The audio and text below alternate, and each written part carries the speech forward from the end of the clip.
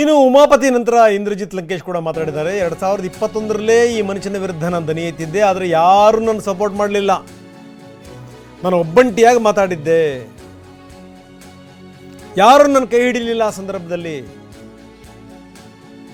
ಏಕಾಂಗಿಯಾಗಿ ನಾನು ದರ್ಶನ್ ವಿರುದ್ಧ ಧ್ವನಿ ಎತ್ತಿದ್ದೆ ಅಂತಾರೆ ಇಂದ್ರಜಿತ್ ಲಂಕೇಶ್.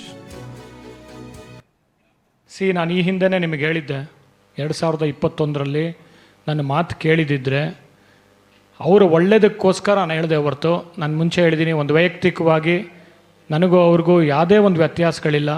ಇನ್ಫ್ಯಾಕ್ಟ್ ನಾನು 2 ಸಿನಿಮಾ ಮಾಡಿದ್ದೀನಿ ಈ ನಾಯಕ ನಟ ಜೊತೆ. 2 ಸಿನಿಮಾ ಮಾಡಿ ಅವ್ರು ಯುವ ಪ್ರತಿಭೆ ಆದಾಗ, ನಾನೊಬ್ಬ ನಿರ್ದೇಶಕನಾಗಲೇ ಎಸ್ಟಾಬ್ಲಿಷ್ ಆದಾಗ 2 ಸಿನಿಮಾ ಮಾಡಿದ್ದೆ.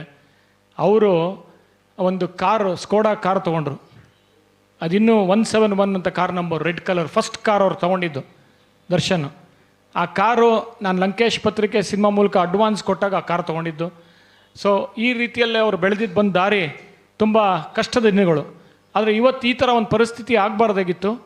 ಅದು ನಾನು 2021ರಲ್ಲಿ ನಾನು ಒಂದು ಏಕಾಂಗಿಯಾಗಿ ಅವಾಗ ಧ್ವನಿ ಎತ್ತಿದಾಗ ನೀವೆಲ್ಲ ಪತ್ರಕರ್ತರು ನನಗೆ ಬೆಂಬಲ ನೀಡಿದ್ರಿ, ಬೆನ್ನು ತಟ್ಟಿದ್ರಿ.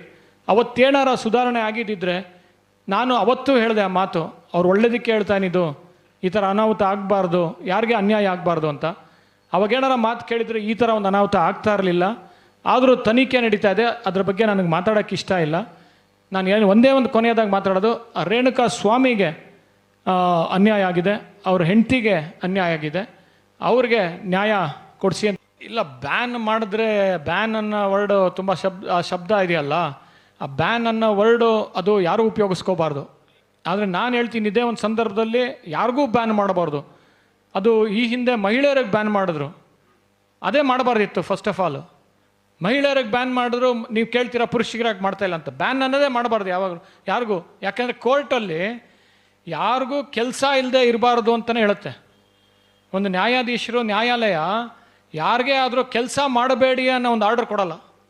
ಪ್ರತಿಯೊಬ್ಬರು ಅವ್ರು ಜೀವಿಸೋದಕ್ಕೆ ಕೆಲಸ ಮಾಡಬೇಕು ಅಂತ ಹೇಳ್ತಾರೆ. ನ್ಯಾಯಾಲಯದಲ್ಲಿ ಇದು ಒಂದು ರೂಲ್. ಅದು ಯಾರಿಗೂ ಕೆಲಸ ಮಾಡಬೇಡಿ ಅಂತ ಹೇಳಲ್ಲ, ಕೆಲಸ ಮಾಡ್ತಾರೆ. ಆದರೆ ಬ್ಯಾನ್ ಅಂತ ಮಾಡಬಾರ್ದು.